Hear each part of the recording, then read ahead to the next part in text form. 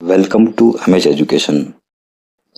दोस्तों, आज है 18 फरवरी और आज 18 फरवरी को हम लेकर हाजिर हैं आज के लेटेस्ट करंट अफेयर। सो बिना किसी देरी के चलो शुरुआत करते हैं। आज का पहला प्रश्न जो कि काफ़ी महत्वपूर्ण है, आप इसको स्टार मार्क कर सकते हैं। बहुत ही महत्वपूर्ण एग्जाम में छपने लायक प्रश्न है साथियों। हाल ही में मिलन 2026 अभ्यास का आयोजन कहाँ शुरू हुआ है? साथियों, इसका सही जवाब है विशाखापत्तनम। विशाखापत्तनम में अंतर्राष्ट्रीय बेड़े की समीक्षा और मिलन MILN अभ्यास 18 फरवरी से शुरू हो गया है। इसमें भारत के साथ कई देशों की नौसेनाएं हिस्सा ले रही हैं। इसमें भारत का जो पहला पाल प्रशिक्षण जहाज है जिसका नाम क्या है, INS तरंगिनी, भी शामिल इसके अंदर। साथियों, कुछ और फैक्ट पढ़ेंगे हम इसके बारे में। विशाखापत्तनम और नौसेना अभ्यास। विशाखापत्तनम इसे द सिटी ऑफ डेस्टिनी और गोवा ऑफ द ईस्ट भी कहा जाता है। तो आपको ध्यान रखना है कि गोवा ऑफ द ईस्ट किसे कहते हैं और साथ ही में द सिटी ऑफ डेस्टिनी किसे कहते हैं, तो वो कहते हैं साथियों विशाखापत्तनम को। तो यह आंध्र प्रदेश शहर का सबसे बड़ा शहर है, यानी विशाखापत्तनम जो है वो कहाँ आता है, आंध्र प्रदेश में आता है। चलिए हम कुछ और फैक्ट जान लेते हैं INS तरंगिनी के बारे में। यह भारतीय नौसेना का पहला सेल ट्रेनिंग शिप, यानी कि सेल ट्रेनिंग शिप है। इसे गोवा शिपयार्ड लिमिटेड द्वारा बनाया गया था। इसको किसने बनाया था साथियों? गोवा शिपयार्ड लिमिटेड ने बनाया था। मिलन की जो शुरुआत हुई थी वो 1995 में हुई थी और यह एक जो है द्विवार्षिक की बाइनियल बहुपक्षीय नौसेना का अभ्यास है। बहुत महत्वपूर्ण फैक्ट है साथियों, ये भी ध्यान रखिएगा। चलिए अगला प्रश्न जानते हैं हम। Bharat France innovation year 2026, India France innovation year 2026 का उद्घाटन जो है वो किसने किया था? तो उसको किया था प्रधानमंत्री नरेंद्र मोदी और राष्ट्रपति इमैनुअल मैक्रो के द्वारा। इसके बारे में फैक्ट समझते हैं। मुंबई में आयोजित द्विपक्षीय शिखर सम्मेलन के दौरान दोनों नेताएं कौन कौन? एक तो प्रधानमंत्री नरेंद्र मोदी और राष्ट्रपति इमैनुअल मैक्रो। इस पहल की शुरुआत इन दोनों ने की है। इस दौरान रक्षा, कौशल और स्वास्थ्य जैसे क्षेत्रों में 20 से अधिक समझौते पर इन दोनों ने हस्ताक्षर किए हैं। अब हम जानते हैं कि भारत और जो फ्रांस का संबंध है वो कब से कब तक स्थापित रहा है। चलो जानते हैं।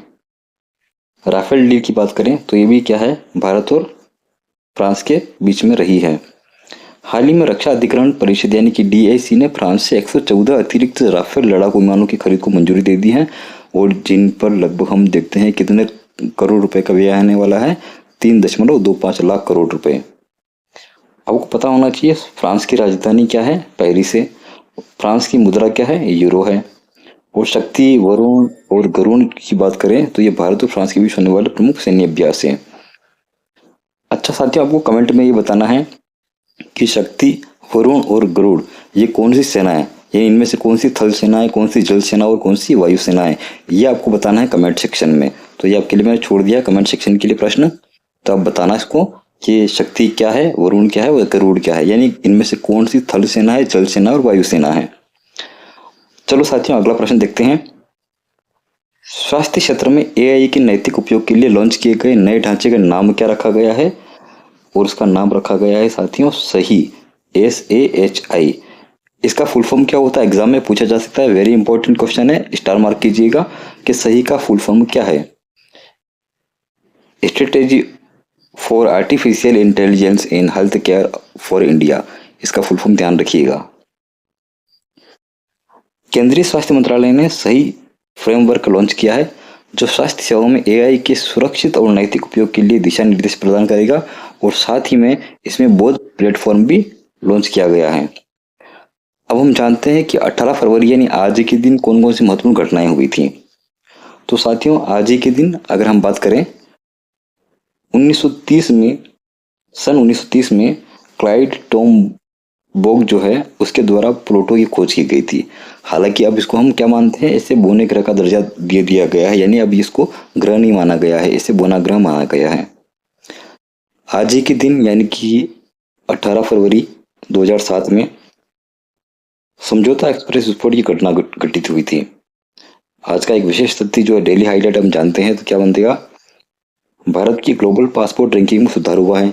2025 में 85 स्थान पर था, अब बढ़कर के कहाँ पहुंच गया है, 75 पर पहुंच गया है, जिससे 56 देशों में वीजा मुक्त पहुंच जो है सुनिश्चित हो गई है। अब साथियों देखिएगा, कुछ और फैक्टर लेके आए साथियों। राष्ट्रीय और अंतर्राष्ट्रीय नियुक्तियां, अपॉइंटमेंट्स। तो साथियों देखिएगा, हेनले पासपोर्ट इंडेक्स 2026, फरवरी 2026 की ताजा रिपोर्ट में भारत 75 स्थान पर आ गया है। पहले ये कहाँ था, 85 स्थान पर था, यानी सुधार हुआ इसमें। इस सूची में अगर सिंगापुर की बात करें तो वो टॉपर बना हुआ है। दीपक गुप्ता, इन्हें जीईएल इंडिया लिमिटेड का नया प्रबंधक निदेशक एमडी नियुक्त किया गया है। प्रसन्न कुमार की बात करें तो इन्हें institute of chartered accountant of India यानी आईसीएआई के 74वें अध्यक्ष के रूप में चुना गया है। रवि सेन की बात करें तो इन्हें गिफ्ट सिटी के नए अध्यक्ष के रूप में कार्यभार सौंपा गया है। और पुनीत अग्रवाल की बात करें तो इन्हें थाईलैंड में भारत का नया राजदूत नियुक्त किया गया है। ये सभी नियुक्तियां आप ध्यान रखिएगा साथियों, बहुत इंपॉर्टेंट एग्जाम में पूछी जा सकती हैं। चलिए हम पढ़ते हैं तकनीकी और एआई के बारे में। काफ़ी आज टेक्नोलॉजी का और आर्टिफिशियल इंटेलिजेंस का ज़माना है, तो हम इसके बारे में विस्तार से जानते हैं। बोधन एआई की बात करें तो शिक्षा मंत्री धर्मेंद्र प्रधान ने इसे लॉन्च किया है। तो बोधन एआई को किसने लॉन्च किया, एग्जाम में प्रश्न पूछे तो आपको क्या लिखना है, धर्मेंद्र प्रधान। यह आईआईटी मद्रास द्वारा संचालित एक गैर लाभकारी पहल है जो कि स्कूलों और कॉलेजों में शिक्षण के लिए एआई टूल्स को बढ़ावा देगी। परम 2 की बात करें साथियों तो भारत जन पहल के तहत अपना बहुभाषी एआई मॉडल परम 2 लॉन्च करेगा और इसकी घोषणा जो है भारत एआई इम्पैक्ट समिट 2026 में करेंगे। आईआईटी बॉम्बे और कोलंबिया विश्वविद्यालय के बारे में हम थोड़ा सा और विस्तार से जानते हैं। विनिर्माण की बात करें यानी मैन्युफैक्चरिंग की बात करें और सेमीकंडक्टर क्षेत्र में एआई के उपयोग के लिए दोनों के बीच में जो है समझौता हुआ है। साथियों अगला पॉइंट है सरकारी योजनाएं और अवसंरचनाएं यानी कि स्कीम्स एंड इंफ्रास्ट्रक्चर की बात करते हैं।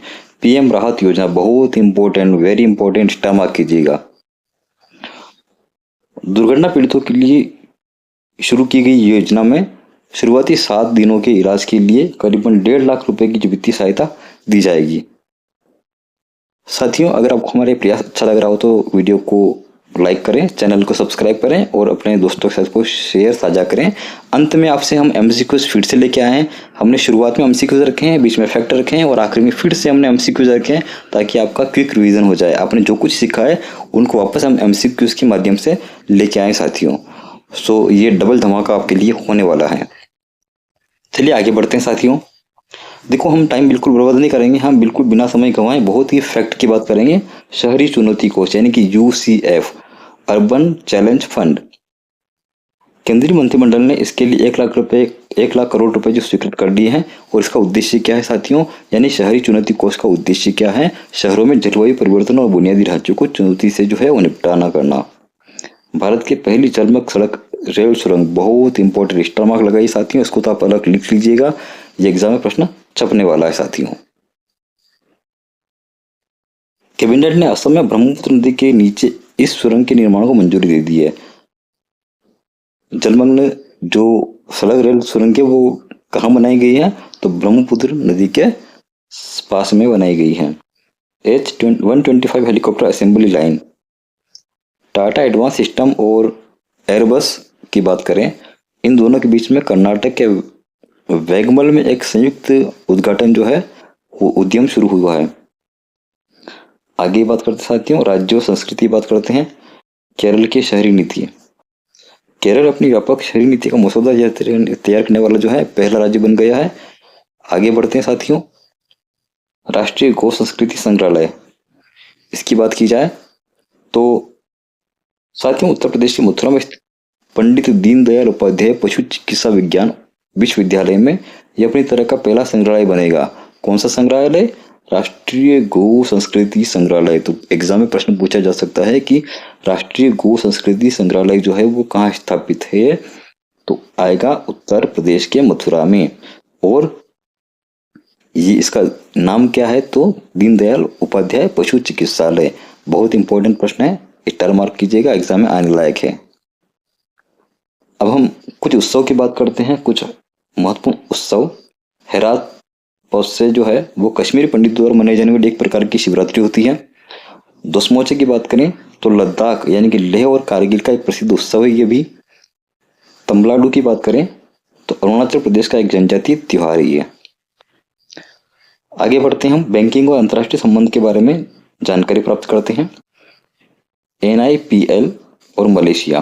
भारतीय UPI उपयोगकर्ता अब मलेशिया के पैनेट के द्वारा समझौते हुए वहां के QR को भुगतान कर सकेंगे।